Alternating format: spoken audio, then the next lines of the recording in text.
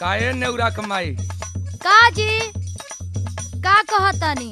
नथुनी पहिर के जौन आंख दबावा तारू न हो हाँ काम गड़बड़ा जाई। कैसे गड़बड़ा जाए सुना बताई ना। बाई आंख दबा के मारत बाड़ू जान हो नथुनिया वाली धोबिनिया। अब इन कहाँ देखतनी?